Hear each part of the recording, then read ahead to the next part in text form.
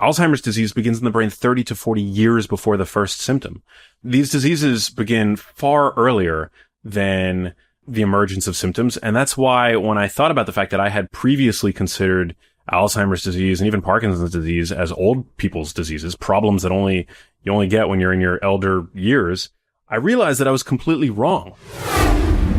Welcome to the show. I'm Jordan Harbinger, and as always, I'm here with my producer, Jason DeFilippo. So today we got something a little different. Usually we don't do health and wellness, but this is an exception because of the overlap in cognitive health and science. My friend Max Lugavere, filmmaker, TV personality, and most importantly, friend of mine. He's a health and science journalist and a brain food expert. He's also the director of the upcoming film Breadhead and the author of Genius Foods, Become Smarter, Happier, and More Productive while protecting your brain for life. Today, we'll learn that brain problems like depression and brain fog, they're not moral failures. They can be the result of our diets and lifestyles, which are out of sync with the needs of our ancient brains. We'll also explore how to arm ourselves for optimal brain function so that we can wake up feeling awesome every day while also protecting against aging and its associated diseases. And we'll discover why Alzheimer's disease is something that even millennials should be thinking about. And that terrified me like crazy when I heard it, Jason. I don't know if you were in that boat, but I was like, okay, that's bad. That means that this is happening now. I'm a little post-millennial, but yeah, that makes it even a little bit worse, Yeah, I think. It's worse for you. That's the point. So enjoy this episode with Max Lugavere.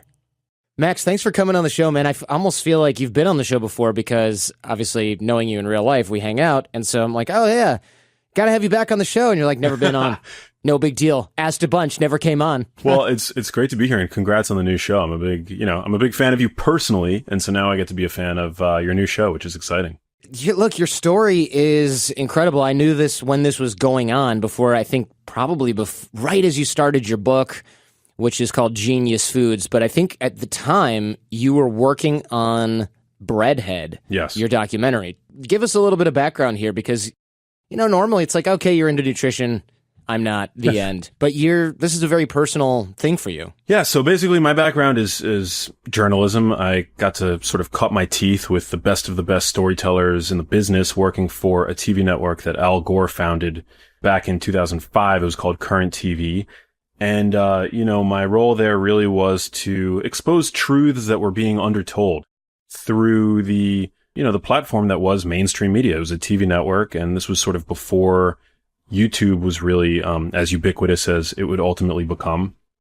And I did that for 5-6 years, really learned how to ask questions, how to, reach out to experts in the field to, no matter what the topic was that I was talking about. It was a tremendous learning experience for me. It was almost like grad school for journalism. When I left Current TV, basically in my personal life, I was, trying to figure out where I was going to go with my career. But back at home in New York City, my mother started to show symptoms of memory loss.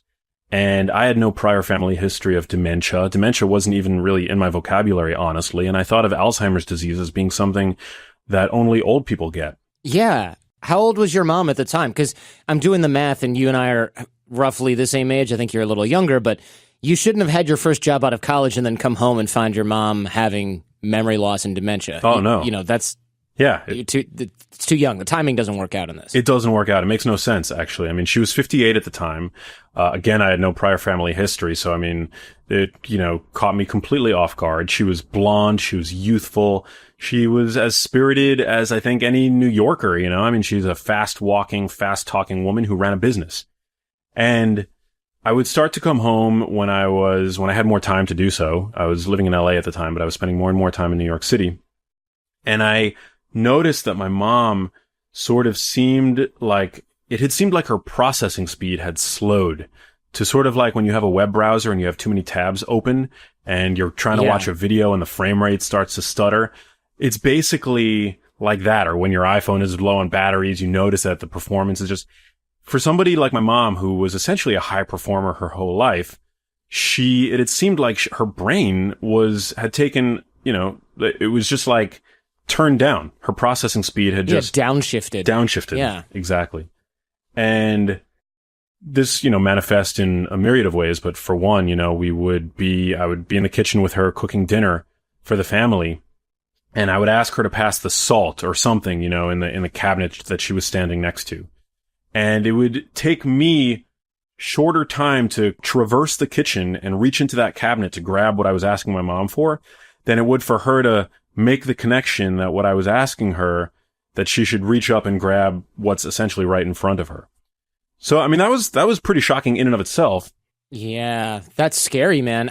Look, going through this with your mom must have been really terrifying. And I'll tell a brief story about my mom who listens to the show because she's okay. So hopefully I won't get a call about this later, but I have a feeling I will. But me and Jen were visiting at home one time recently, and my mom said, "When are you going to clean out your drawer?" And I said, "I cleaned it out with you 2 days ago." And she went, "No, we have to clean out that drawer in your room." And I said, "Mom, come here." And we walked over and she goes, "It's empty." And I said, "I know, we did this 2 days ago." And I'll tell you, that was really, really scary. And she's never done anything like that before, but she's never done anything like that since, which is why I'm telling it in this way, because she even laughs about it now, but I'm just like, wait a minute.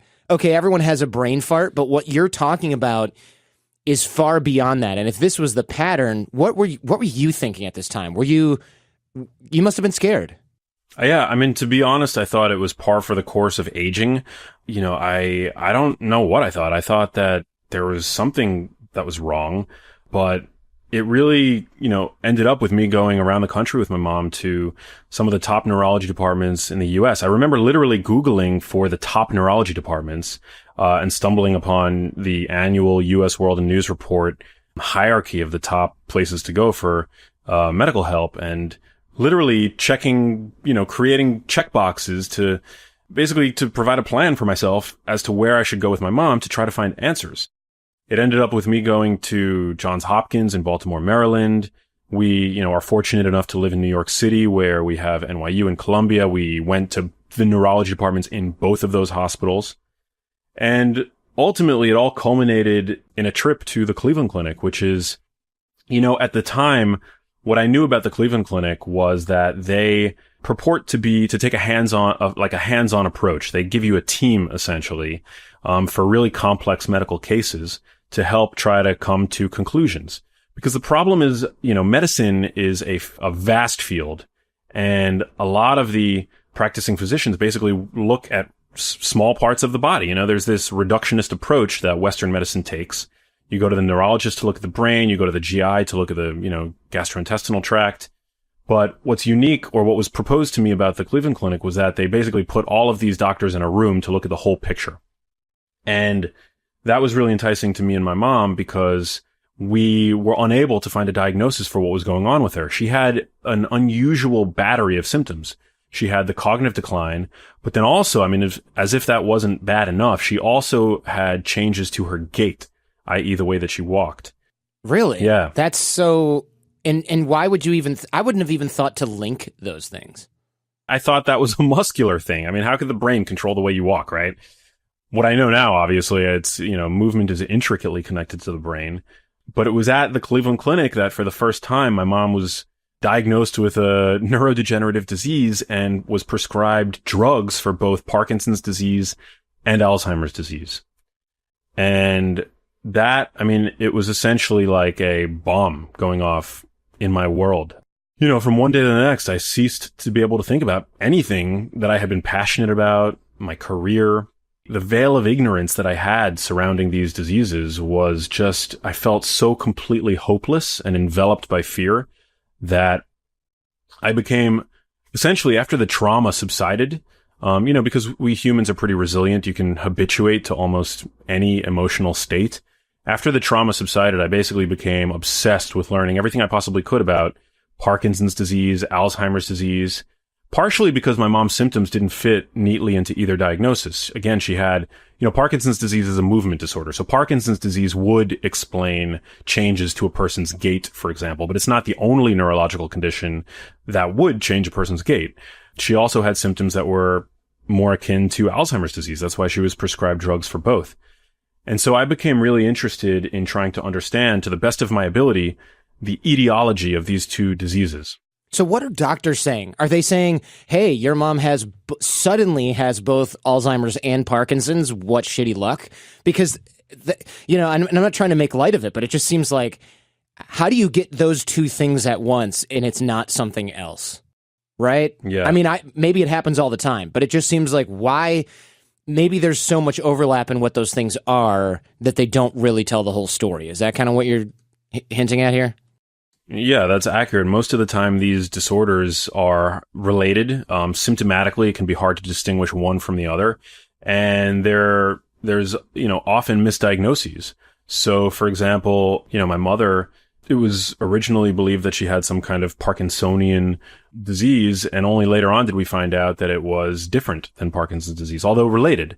And that's the way that the field is really moving. At least from my perspective, it seems that it's becoming less about trying to sort of pin a label on the disease and more about trying to do what it is that will benefit brain health as a whole. Because again, there are many overlapping features and symptoms, and there's genetic influence, but at the end of the day, they're related in pretty intricate ways. And these are not the things that doctors honestly take the time to explain to you. I mean, I've coined basically the term diagnose and adios because that's what I experienced in every single doctor's office with my mom. They basically prescribe a slew of chemical Band-Aids and they send you on your way. And it's not the doctor's fault. It's not that the attending physician is being careless or reckless. It's just that 90% of what we know about Alzheimer's disease has only been discovered in the last 15 years. So when you take a neurologist who went to medical school 20 years ago, doctors by themselves are criminally undertrained when it comes to nutrition and even exercise. They don't know anything for the most part about diet and lifestyle and how it affects the brain, which is this organ that was for a very long time believed to be sort of held in isolation from the rest of the body via the blood-brain barrier. There's this great saying that I learned. Well, actually, it's not great. It's actually pretty depressing and makes me sad, but well, that went from one end of the spectrum to the other pretty quickly. It's great. Actually, it's the worst thing ever. Well, Jordan, you have to develop, I've been in the belly of the beast, so to speak. I've seen the monster that is dementia. And at a certain point, I say it every day, you have to develop some kind of way of dealing with it, whether it's through humor, because otherwise it's the most heartbreaking disease there is. I mean, that's why it's America's most feared disease. Yeah.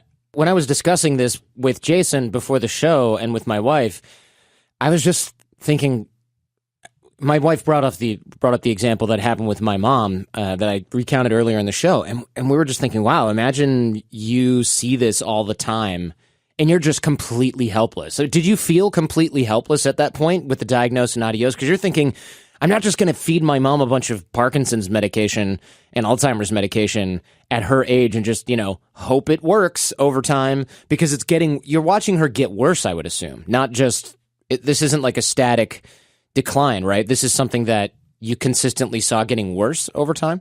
Yeah, I mean, it's a neurodegenerative condition, and nobody's ever recovered from Alzheimer's disease or Parkinson's disease because, in part, the fact that these diseases begin in the brain decades before the first symptom.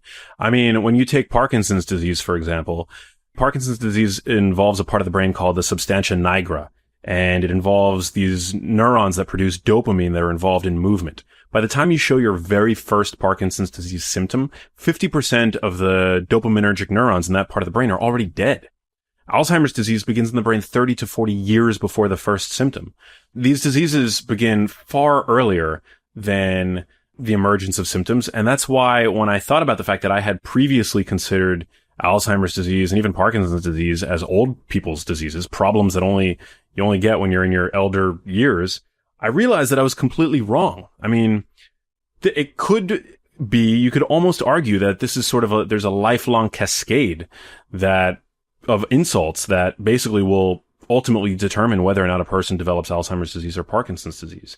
This is terrifying because if you're saying these diseases begin 30 to 40 years before the first symptoms, Jason, this is not good news for guys in their 30s and 40s, man. This is really bad news. Yeah. This means that if you're a millennial right now, especially an older millennial, you already have, if you are going to be subject to, or I should say, if this disease is going to come after you, this is already starting now.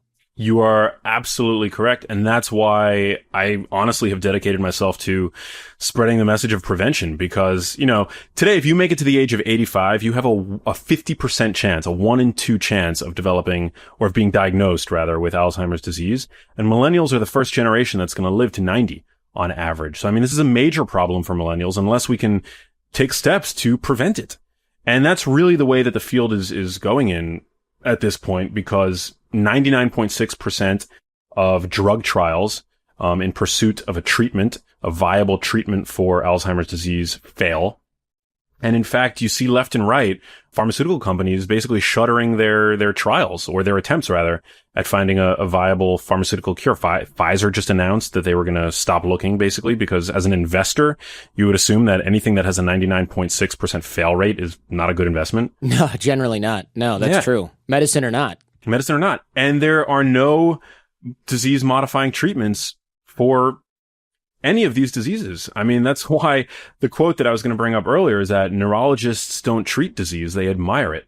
Because there's only so many things in a neurologist's arsenal to treat these diseases once they've emerged. There are certain drugs, maybe if you're talking about ALS, that can very slightly extend lifespan, maybe by 6 months. Alzheimer's drugs have a pretty miserable success rate in terms of treatment. They certainly don't have a disease modifying effect. But when you look at things like diet and lifestyle are immensely powerful in terms of reducing your risk for developing these diseases, but even for slowing the disease progression, which I think is incredibly important. Well, from the pharmaceutical company's perspective, I get that. Although it is terrible that the incentives are aligned that way, because it's kind of like, dick doesn't work? Oh, we're on this. Your brain doesn't work? Oh, you're on your own, man. Sorry, it's just too hard. But it also highlights your earlier point, which is this has to be prevented because the odds that some medication or treatment can reverse it sounds like they're even maybe finding that, look, by the time the damage is done, and maybe someday we'll figure out the stem cell thing and we can regrow those neurons if that's even how that works. But in the meantime, if this is going downhill, you're kind of too late. And people who, unfortunately, also people who are suffering from this, often they're already the I don't know what you would even call this, not loss leader, but the most costly demographic of a population. And I don't know how incentivized, and this is very cynical, I don't know how incentivized insurance companies and pharmaceutical companies really are in keeping, especially insurance companies, in keeping patients that are consuming this much medical treatment around longer using really expensive treatment in the first place. Does that make sense? Yeah, it makes total sense. And, chronic disease is one of the most expensive things there is. You want to talk about breaking the bank? I can personally vouch that the medical bills for somebody that has dementia and also the caregiving and just everything that needs to be done in order to facilitate the highest possible quality of life for that person are astronomical. So that's why when people complain about, spending a little bit more money on higher quality food, in the face of all the evidence that really shows that food is medicine, I think that's, you got to pay the tab at some point. And I really believe that spending that money up front on prevention, an ounce of prevention is worth a pound of cure. I'll tell you that. Did you just make that up? That's very impressive. I've probably said it a few times before because I believe it. I think so. Yeah, I feel like I've heard it before. It must have been from you. Yeah, maybe. But all laughter aside, man. Well, look, a lot of people right now are listening and they're going, this is really, I understand your motivation here and I understand you wanting to do this. But look, man, you're not a scientist. Why should I listen to you? You're not a doctor. Where do you get off giving us advice on this? And I also understand your perspective, which is that you had no choice but to become an expert yourself because the experts really weren't giving you any answers. That's a really important question, and I'm glad you asked it. And I want people to question the information that they hear on podcasts. We live in the age where it's more possible for anybody to basically become a health guru and amass a bunch of Instagram followers and start influencing people. This episode is sponsored in part by Wine Access. Never cared about wine. When they threw the sponsor to me, I was like, I don't know. So me and Jen were told to go up to Napa and we're going to meet with the Wine Access team. It was really awesome. The wines they selected for us were awesome. And I'm telling you from a guy who doesn't get it that they helped me get it. We met with a master of wines. There's something like 47 of those guys in the whole United States. The team was cool. They pick all these small wines because if you go to a big store, all those wines in that whole big ass aisle, they're from 10 different wineries or 11 or something like that. Wine Access finds people that they know what they're doing. They find these small boutique wines. They know what you like because they've got that whole website thing going on where you can learn about the different types. They send you wines. There's a sheet along with it. They've got this great access to a team of master sommeliers. So they really know wine. And rather than spending hundreds on a bottle with Wine Access, you can buy from these small boutique wineries for 15 to $50 a bottle. And any bottle you don't love is on the house. Who guarantees alcohol consumption? That's awesome.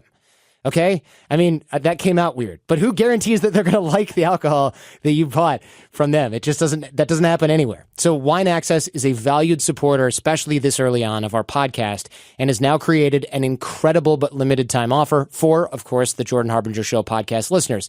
Get $30 off your purchase of $100 or more. Super generous. Get $30 off your purchase of $100 or more, no matter how many bottles are within that shipment. But you have to go to wineaccess.com/Jordan for this special deal and to get the full deets. So go now while the deal is still available. Wineaccess.com/Jordan. This episode also sponsored by Veridesk. This year, the office cubicle turns a sunny little chipper 50 years old. They hail from an age when work was done on typewriters and you could smoke at your desk because that's what you do at work. You smoke and you drink whiskey. I don't know. The workplace has changed, both in technology and design, and today employees are expecting a little bit more from their workplace. They want flexible and active spaces where they can collaborate and feel energized or at least get stuff done without crazy back problems. And Veridesk Active Workspace Solutions make it easy to encourage more movement to any workday. You can be more active at work, you can stand more, you can sit less, you can improve your health, you can boost energy, you can increase your productivity. And all Veridesk products, from sit-stand solutions, in other words, they got this cool, well-made standing desk that is, well, it's not exactly a desk. It's the part that would sit on your desk. You put your stuff on it and it raises and lowers. Really nice, great alternative to traditional office setups. Requires no assembly. You don't have to frickin' drill things in. Plus, Veridesk products are made from commercial-grade materials meant to last a lifetime. There's no, razor-sharp metal edges, and there's no, the rubber thing came off. This thing is well-made. This thing is a tank, and it does exactly what it's supposed to do. You can try Veridesk risk-free for 30 days with free shipping and free returns if you're not satisfied. See it for yourself, Veridesk.com. That's Veridesk.com. You know, I feel ultimately that my mother was victimized by the trend of misinformation that guided nutrition policy over the past 50 years. And there's not a single party that I can think of that wasn't complicit in that. Tell us what you mean by that, the nutrition stuff, because, of course, I'm thinking the 4 food groups, which is what we had when I was in kindergarten, soon to be replaced by the pyramid. And it was like grains, dairy, meat, sugars and I don't know, was it sugars and fats? I don't know, 4 food groups. And I remember eggs were considered dairy and you had to get as many grains as you could. And later on we found out that was because cereal lobbies were like, how do we get people to eat this junk? Yeah, I mean, there's massive commerce tied to perpetuating the notion that we need grains for good health. I mean, if you look at the planted land mass in the United States, 65% of it is dedicated to growing wheat, corn, and soy. Okay, 5% of the planted land mass in the U.S. is dedicated to growing vegetables, which we know that not enough Americans are consuming because 90% of Americans are deficient in at least one essential nutrient. And so that's why over the past 50 years, we were told to essentially load up on grain products. 7 to 11 servings of grains per day is what we were told by the USDA food pyramid. Now, when looking at randomized control trials, which are the kinds of trials required to prove cause and effect, there's no good evidence to say that grains improve health. This was published recently by Cochrane, which, in partnership with the World Health Organization, is known for their systematic reviews of medical literature. They looked at the kinds of trials that we need to say whether or not grains can actually improve health, not are associated with good health. And they found no convincing evidence. And the USDA food pyramid is thankfully retired, but we have its successor still today, the USDA MyPlate, and it still advises us to include grains at every single meal. So, you know, people often cite researchers, doctors, it's well known that the Mediterranean dietary pattern is associated with reduced risk of coronary artery disease, cardiovascular disease, neurodegenerative disease. And the Mediterranean dietary pattern, as it is sort of described in the medical literature, includes grains. But I argue in my book, Genius Foods, and elsewhere, that the Mediterranean dietary pattern is healthy in spite of grains, not because of grains. Grains, especially in their most commonly consumed form, are incredibly energy dense and nutrient poor. So the hallmark of any healthy food is nutrient density, a high amount of nutrients per calories. And when you look at grains, they're essentially predominantly starch, which is glucose, and that breakdown begins almost as soon as you begin chewing, and very few nutrients. I mean, a tiny amount of insoluble fiber and a little bit of B vitamins, but essentially it's just cattle feed that we use to fill our plates. And I'm not convinced that they benefit our health. In fact, when you look at the statistics, 50% of the US population is either diabetic or pre-diabetic, which essentially what that means is these people have become carbohydrate intolerant. So when you take a food that is predominantly concentrated carbohydrate, like your, grain, your average grain, that's something that these people can't properly assimilate in their bodies. I mean, you take somebody who's lactose intolerant, what's the advice that you would give them? Don't consume lactose, right? Right, yeah, get away from no milk, yeah. Exactly. So the idea that's spewed over and over and over again by the mainstream medical establishment that people that are diabetic or pre-diabetic should continue to eat low fat and include foods like pasta and low fat tortillas and things like that in their diet, I think is completely misguided, and I'm not alone in saying this. So where is this coming from now? I mean, they're seemingly, aren't we kind of all hip to the grain lobby conspiracy or whatever? I mean, is this really still the result of that, or is this just lazy science? I mean, what do you think is happening here? Doctors and health experts aren't sitting around thinking, you know what, how can we fool these people today? And there's plenty of independent doctors who could research their own stuff. And we find this with guys like Dr. Mercola. I don't know if you're familiar with him, and people that are doing their own research that are coming to these similar conclusions. Why are these people so at odds with science? I originally thought it was just so they could sell their supplement that, this is the one thing that staves off brain disease, but you're not doing that. Yeah. You're trying to save your mom. Well, I'm trying to save my mom. I'm trying to save myself, and I'm trying to save my millennial generation. We've invested more in human capital than any previous generation. I think our brains are worth saving. But yeah, I mean, it's not just about grains. I'm not pointing the finger exclusively at grains. I think it's processed foods in general. It's the fact that our food supply has become awash in very unhealthy oils, the grain and seed oils that now are found ubiquitously in the food supply.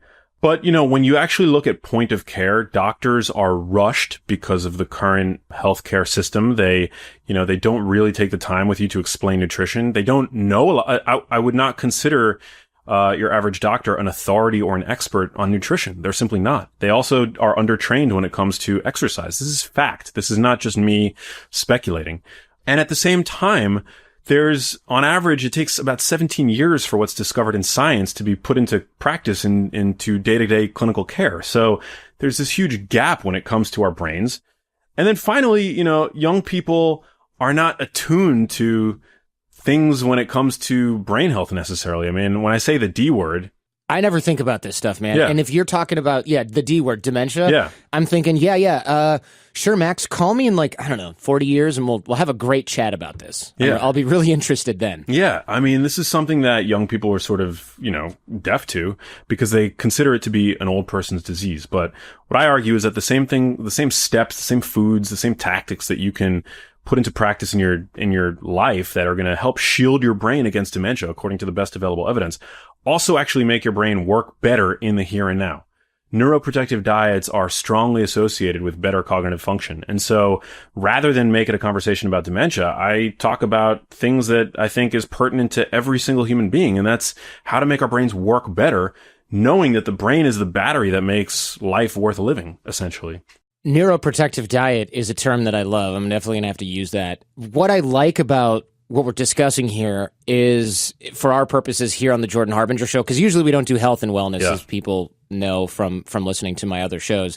But I wanted to have you come on, not just because we're good friends, but also because your core message that you haven't quite verbalized this, but brain problems like depression, brain fog, slowing down of the mental processing power, we typically think of these things, or at least I should say I do, and I think a lot of people listening are the same way. We think of these as moral failures. Like, hey, man, get it together. Wake up. Come on. Have a cup of coffee. Get your ish together. Or stop being so slow. Take care of yourself. Get more sleep. We say those types of things. We don't say, hey, maybe your diet sucks, and so everything is downshifting, and no matter what you do, if you don't fix your diet, your brain is not going to work the way it's supposed to. We don't do that. We usually just say, hey, like, snap out of it, right? We put a judgment attached to people's cognitive performance in decline, and maybe that's not fair. It's totally not fair. I mean, yeah, problems in the body can manifest in the brain, and the brain doesn't feel pain the way an arthritic joint might, for example, in the face of inflammation. But instead, the brain will feel depressed. The brain will feel slow, sluggish, unable to focus. So yeah, my goal is really to help people understand, for a long time, a link has been known in the literature between depression and poor diet. But, when we're depressed, we tend to reach for unhealthy foods, and the direction of causality was unknown, but we now know, thanks to research published out of the Food and Mood Center at Deakin University in Australia, that by changing our diets for the better, we can actually improve our moods. Even if you have major depression, we can significantly improve our moods to the point of remission for some people. So this is something that I think is really important because, yeah, as you mentioned, we tend to think of ourselves as, having had some kind of moral failure when we feel depressed, right? Like when we feel depressed, we feel as though we did something wrong in our lives, and we tend to feel really down on ourselves. But what if that bag of chips that you just ate, these highly refined carbohydrates, deep fried in highly inflammatory soybean or canola oil, are actually making you depressed? I feel like we'd be less inclined to reach for those chips, for one. And we'd also be more inclined, I think, to make healthier changes in our diets elsewhere, because who likes feeling depressed? Nobody. Well, yeah. I think the problem is eating things like that makes us feel good short term. And look, I maybe I'm going a little bit too Eastern medicine woo-woo here, but when I eat something and it makes me feel good, it seems very likely from let me just say that my science begins and ends in the yin-yang when I talk about this type of thing, but something's got to balance out later on. If I'm eating all these Cheetos and I get into dopamine rush from eating these Cheetos, aren't I going to have a decline later on when I'm done with the Cheetos? Oh, yeah, absolutely. Or the next day or a week later? I mean, that's how that works, right? Your brain uses it. It's got to build it back up. And if you keep eating it, you're going to keep using it. Yeah. Well, the thing is, these food companies have scientists on staff that are paid a lot more money than you and I, that are literally working around the clock, like app developers, that, work tirelessly to get you to find new ways of addicting you to their software. But these food scientists are working tirelessly to find ways of addicting you to their food products.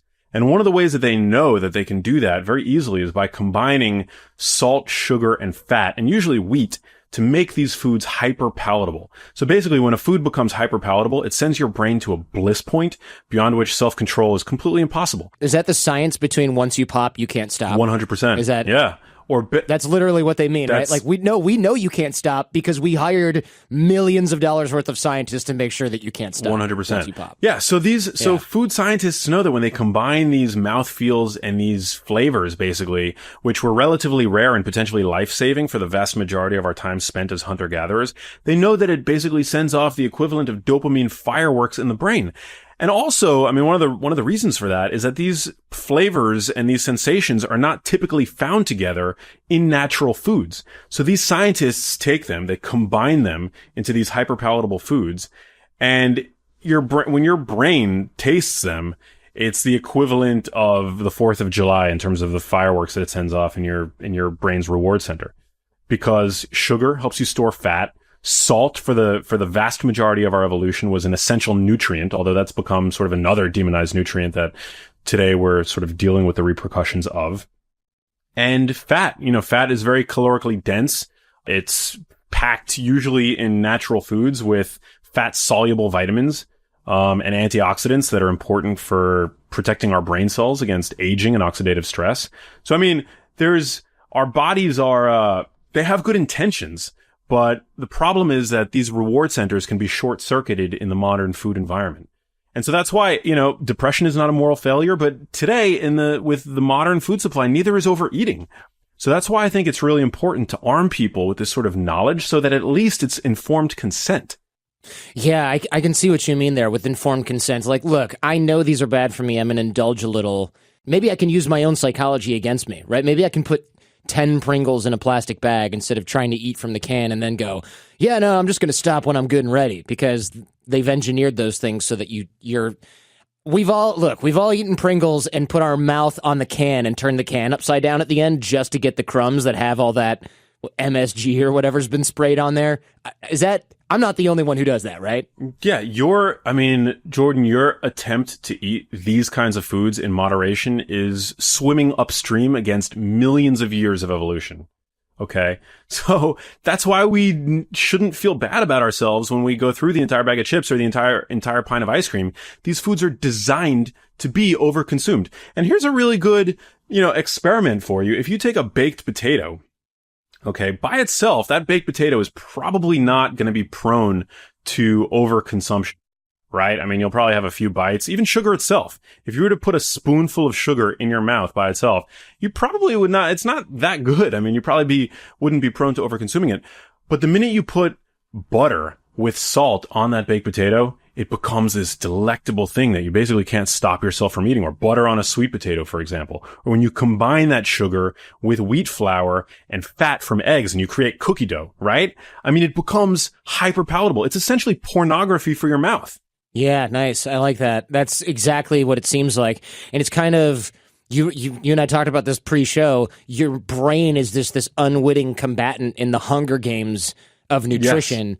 And on one side is scientists and doctors who are like, here, we spent millions of dollars studying how we can get people to pop and then not stop so they buy more of these things. And on the other side of the equation is us, and we're like, no, trust me, I've got great willpower because I need to lose 20 pounds because I'm pre-diabetic. So I'm just going to try really hard. It's just, like you said, swimming upstream, but it reminds me of that movie with Tom Cruise and where he's like a samurai and they're just shooting him with machine guns and cannons. You can be as brave as you want, but you just can't deal with the science coming at you in your face, engineered to make you eat more of this crap. It's just an unfair fight. Exactly. The best thing that I think anybody can do is to just not put it in their shopping cart. If you put a food in your shopping cart, it's as good as in your stomach at the end of the day. Because these foods are not, again, they're not designed to be consumed in moderation. That's why the advice to eat everything in moderation makes absolutely zero sense in the modern food environment. Dietary diversity as a hunter-gatherer, probably an amazing thing. We have 50,000 edible plant species around the world. But in the modern supermarket, dietary diversity is a terrible thing, to be honest. I mean, if you look at walk down any aisle in any modern supermarket, I mean, what you're going to find are not foods. They are food-like products, to quote food journalist Michael Pollan. That's part of my mission. I mean, again, going back to your question, which I think is so important, I'm not a medical doctor, but I do believe that everybody is entitled to being to having a sense of health literacy. I think it's as important, if not more important, than financial literacy. Well, I would say as important. Financial literacy is pretty important. And that's another area where people are, young people are not quite keeping up necessarily. I have a friend who is really, all about that. But in terms of health, a lot of these diseases are lifelong manifestations. They don't develop overnight. And that's why I think it's so important. This episode is sponsored in part by SmartMouth. Okay, I don't have to talk up SmartMouth too much because everyone knows I freaking love this stuff. The bad breath has always been kind of like I've always been self-conscious about it, even though nobody's ever really told me that I have bad breath or anything. Just always worried about that when I was younger. And I realized that it's this nasty, embarrassing problem that a lot of people have, and most people don't know the cause of bad breath. Instead, we throw a breath strip in, and we throw a mint in. We got this low-tech method like gum to mask the odor. But when you smell bad breath, you're smelling volatile sulfur compounds, sulfur gas. Germs in your mouth consume protein, and they produce these foul-smelling gases as a form of waste, which somehow, Jason, makes bad breath even more disgusting, knowing that it's basically bacteria farts. But yeah. SmartMouth is the only activated oral rinse that's clinically proven to eliminate existing bad breath and prevent the return of sulfur gas for a full 12 hours per rinse. It's got a 2-chamber bottle. Basically, these things combine, they activate, and it eliminates the germ's ability to consume protein, basically starves these things out for 12 hours. So you don't have any sulfur gas, you don't have any bad breath. So if you want to solve a problem, you need science, not a minty cover-up. No one wants to be the guy with bad breath, and now you never will. So you can find Smart Mouth at Walmart, Walgreens, CVS, Target. I probably can't say Target, huh? Amazon, wherever you shop, or visit them online, smartmouth.com, if you want to get into the science behind the fresh breath. Support for the Jordan Harbinger Show comes from our friends at Rocket Mortgage by Quicken Loans. This is the mortgage company that decided to ask why. In other words, why can't clients get approved in minutes rather than weeks? Why can't they make adjustments to their rate and term in real time without doing a bunch of paperwork? And why can't there be client-focused technological mortgage revolution? In other words, why can't this be done in a sensible 21st century way? And Quicken Loans answered all these questions and more with Rocket Mortgage. They give you the confidence you need when it comes to buying a home or refinancing your existing home loan. Rocket Mortgage is simple. You can fully understand all the details and be confident you're getting the right mortgage for you. Whether you're looking to buy your first home or your 10th, with Rocket Mortgage, you get a transparent online process that gives you the confidence to make an informed decision. Rocket Mortgage by Quicken Loans. Apply simply, understand fully, mortgage confidently. To get started, go to rocketmortgage.com/Forbes. Equal housing lender, licensed in all 50 states. NMLS consumeraccess.org number 3030. Healthcare is not something that you get by visiting a doctor. Healthcare is something that really is a decision that you make moment to moment in your kitchen when you are deciding whether or not you want to go to the gym. I went to a performance doctor a long time ago, one of those places where they get you on the bike and they do your VO2 max, and then they do a DEXA scan for fat, and then which by the way is a really humbling experience, even if you think you're in good shape. And then they run you on the treadmill and they take 7,000 blood samples and, one of those kind of things, kind of like the Russian guy in Rocky, where he's going through all those tests.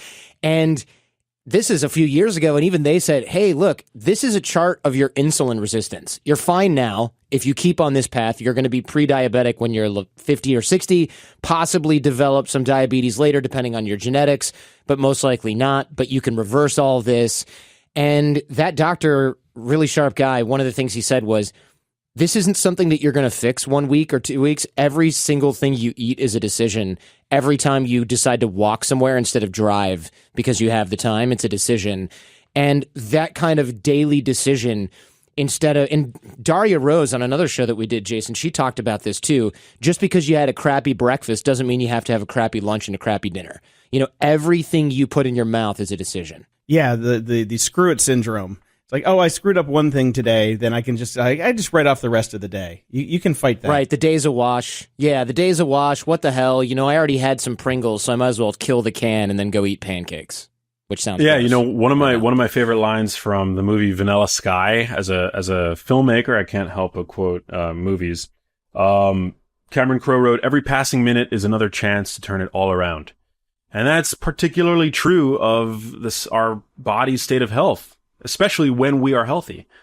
But the problem is, oftentimes we really become interested in our health once we already have a condition. Talking about diabetes or pre-diabetes, usually it's diagnosed with your fasting blood sugar. If your doctor sees that your fasting blood sugar is creeping up, he'll say, wow, you're, at risk for pre-diabetes or you're a type 2 diabetic. But the truth is, blood sugar is what's called a lagging marker. So you can be hyperinsulinemic. You can have chronically elevated insulin for 10 years before your blood sugar starts to inch up. And chronically elevated insulin is the body's chief anabolic growth hormone, essentially. So again, I try to implore people not to wait until that the bad news from the doctor. Our health is a choice that we make with every bite that we take, ultimately. So the worst news about the lagging markers is that by the time you go to the doctor and you get a test for something, you've already had a health concern, most likely, that you've ignored for a while, hasn't gone away. You go to the doctor, then they say, well, I've got to refer you to a few tests. You take the test, then you get the lagging marker months and months and months, usually, if you're anything like me, or weeks and weeks after that. And that lagging marker is already, by definition, a little bit behind the curve. So by the time we get the info, it's like, oh, yeah, you've been doing it wrong for a decade or two. Yeah, 100%. So you got to prevent it.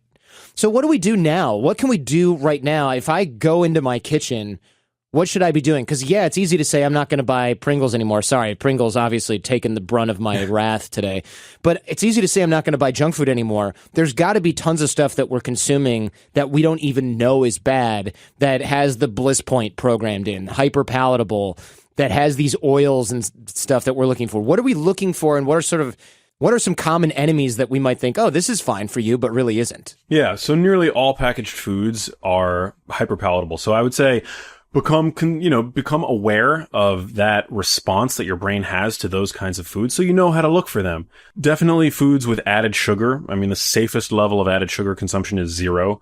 But then also, I think at this point, especially, you've got a pretty savvy audience. I think most people are aware that hyper refined grains are not good for you. But I also, write about the fact that grain and seed oils are one of the worst toxins in the modern food supply. So canola oil, grapeseed oil, corn oil, soybean oil, these oils are ubiquitous. They are, very easily found in commercial salad dressings, but also in grain products, bakery products, pizzas, even granola bars, things like that. These oils are usually already oxidized by the time they enter your body, which is basically a form of chemical damage that promote inflammation in your body and also deplete your body's own antioxidant resources. So I cook with grapeseed oil all the time. What is the alternative that I should be using? Because I found it's great for cooking, but now I'm terrified, I got to go throw it out. So what's the alternative that I should be using? Yeah, so grapeseed oil is actually terrible for cooking because it's predominantly a type of fat called a polyunsaturated fat, a PUFA. And these are the most delicate and oxidation-prone fats in the food supply. These fats were typically consumed in trace quantities in whole foods for the vast, vast, vast majority of our evolution. Why? Because it requires chemistry labs and machinery to extract these oils from their foods. I mean, take grapeseed oil. Grapeseed oil is basically, it's a byproduct of winemaking. They have these seeds that they basically used to throw out over the course of the winemaking process when one industrious wine manufacturer said, well, these can actually be squeezed so that we can get this oil out of them and we could sell it. By the end of their processing, they're tasteless.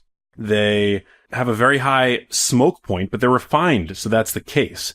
But the temperature at which an oil becomes damaged and thus will inevitably damage you is a lot cooler than its smoke point. So smoke point actually is a culinary concern. It's not a health concern. An oil smoke point is the point at which it starts to degrade and the flavor begins to change. But the temperature at which it'll degrade and become oxidized is far earlier than that. So I would definitely get rid of the grapeseed oil and I would swap it out for oils that are, especially if you're using it for high heat cooking, that are more saturated because these saturated fats are chemically stable and they don't as readily oxidize at high temperatures. So, for example, butter, ghee, coconut oil, even avocado oil is a better choice, or extra virgin olive oil. It's a myth that you can't cook with extra virgin olive oil. Extra virgin olive oil is about 15% saturated fat, and the rest is monounsaturated fat, which is, again, very chemically stable. Grapeseed oil is very chemically unstable, and it's also a rich source of omega-6 fatty acids, which provide the precursors to our body's inflammation pathways. So a lot of people talk now about omega-3s and omega-6s and the balance between the two as being really important for health. Well, grapeseed oil has an omega-6 to omega-3 ratio of 700 to 1. Okay. So it tilts the scale way, way, way in favor of omega-6s when that ratio should be more like 4 to 1 or even 1 to 1. So I would say definitely get rid of that. I'm going shopping today. Yeah, no kidding. So we so we hunt through the kitchen. We look for polyunsaturated seed oil. Is that going to say polyunsaturated seed oil on the bottle, or are they going to try and be clever and be like, polyunsaturated something, something, something that sounds like seed oil but is using scientific terms so we think it's not there? You know how they say cane juice instead of sugar now on some foods? They're like, they won't know what this is. Well, the easiest way to find them is to anything from corn, soybean oil. There's always the mysterious vegetable oil. There's canola oil. There's grapeseed oil. There's safflower oil, sunflower oil. These are all predominantly polyunsaturated, fat-based oils. So anything with those oils in them, you want to get rid of. The only oil, honestly, the only culinary oil that you should use is extra virgin olive oil. Coconut oil and again, butter, ghee, things like that are good for higher heat cooking. But extra virgin olive oil is the staple fat used in the Mediterranean. And we know that not just from an observationally perspective, but from from the standpoint of trials, randomized control trials that have used extra virgin olive oil in quantities of up to 1 liter per week have shown that they powerfully improve health. I mean, if you look in my kitchen, you'll only find extra virgin olive oil, avocado oil, and I have some coconut oil and maybe some butter for higher heat cooking. And I know a lot of people are thinking, man, that stuff's really expensive. I'm looking at it at Whole Foods right now. This is ridiculous. But I want to bring up a point you made earlier in the show, which is you're investing in your health now so that you don't have to be on machinery / with home care, which is much more expensive than the right kind of oils to cook with later on. And also I want to, and you might forgive me here, on this, Max, but I think there's a lot to be said for lifestyle choices too. It can't just be about what we're eating, is it? I mean, there's got to be other things going on that affect this. Genetics for sure, but since we can't control those, is it just what we're eating and consuming?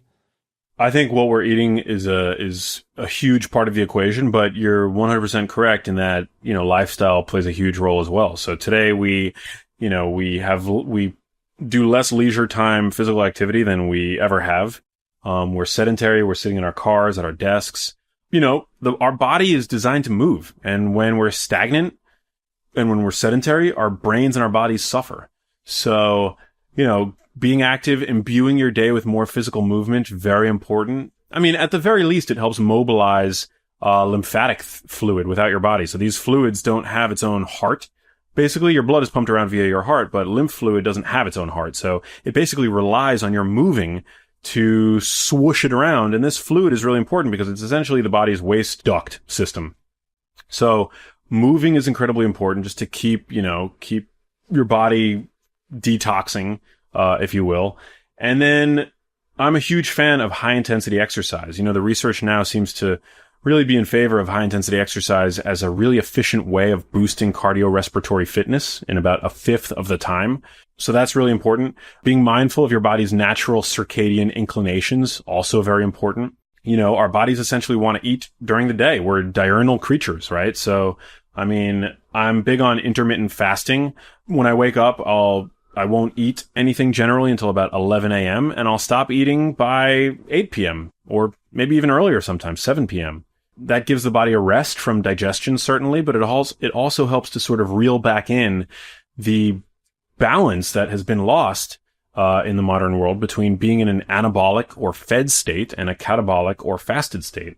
So these are all aspects of lifestyle that I think are critically important. I wouldn't point the finger solely at diet as being the cornerstone of modern disease, but it definitely plays a huge role. But it's also lifestyle. We're spending more and more time indoors with minimal exposure to sunlight. 3/4 of the U.S. population is deficient in vitamin D, which is a steroid hormone that controls the expression of 5% of the human genome. So, I mean, these are all factors that are completely related, and they're each very important. But the good thing is that tending to one of them usually makes it easier to tend to the others. So, when we improve our diets, our sleep improves. When we are exercising more, we tend to crave foods that are actually, more beneficial for us. So they're all intricately related. I noticed that when I eat less and when I eat healthy stuff, I don't crave. I thought, oh man, I'm going to miss meat and miss pork and I'm going to miss sweet things. And I don't miss that at all. It seems like a few days of cutting down on certain types of red meat or not eating as much pork or just deciding I was sick of chicken. I don't miss it at all, and I really thought I was going to. And I also thought, oh man, I'm going to crave junk food. I better have a whole drawer full of it for when I'm really craving it.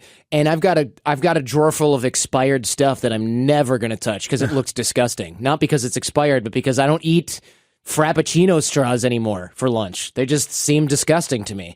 And I didn't realize how quickly my brain would be accustomed to eating differently. So if you're thinking of changing your diet or your routine and you're worried that you're going to miss stuff or that you're going to have a problem with it, I can tell you from my personal experience, that is not what happened at all. I want to get down to a couple more brass tacks because we are all about the practicals here. Getting rid of hyper-palatable foods in our kitchen, first things first, get rid of that stuff. And I love what you were talking about with getting movement in the morning, intermittent fasting. We've all covered on earlier episodes of the show, AKA skipping breakfast or eating during that 8-hour window. But what can we do with food that can help make us, maybe this might be a stretch, but a little bit happier? How can food make us sharper? I know there's studies you profiled on your website that show that food can act as an antidepressant. Let's talk about this stuff. I think this is really important and frankly, the cornerstone of your work.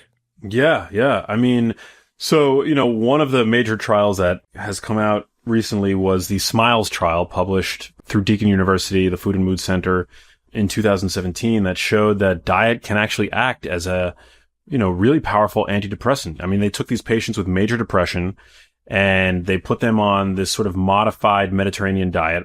It was a 3-month-long study, decent population size. And on these depression scales, they found that people that were on this diet that was built around healthy vegetables, fatty fish, nuts, seeds, things like that, they found that 32% of the patients on this modified Mediterranean diet had scores by the end of it that were so low that they no longer met the criteria for depression. So, that in comparison to the placebo, 32%, only 8% achieved remission in the placebo group. So it's a really significant effect size. Mechanistically, it makes a lot of sense that diet would help to improve depression because depression has in recent years been strongly linked with inflammation. And the degree to which diet can modulate inflammation in the body is pretty profound. So, I mean, when an animal is inflamed, usually, and any zookeeper or farm scientist, animal scientist will vouch for this, animals exhibit what are called sickness behaviors. They basically retreat from the herd. They become more antisocial. They stop grooming. They lose their appetites. It's meant to sort of isolate the individual from the herd so as not to spread the infection, because inflammation historically is a mechanism that our bodies have evolved to fight against infection and to prevent infection from spreading and to heal wounds and things like that, right? Today, our immune systems have become chronically active due to what we're eating and how we're living. But humans display the same kinds of sickness behaviors. I mean, it might be more at a subconscious level, but some speculate that major depression might actually be an extreme form of sickness behavior. Really? So it kind of like keep people away from social interaction, keep people doing their own thing or locked up alone because the body doesn't want the infection. So this is evolved behavior is what some scientists are arguing. Exactly. And the model of depression, if any listeners are interested in going down that rabbit hole, it's the inflammatory cytokine model of depression.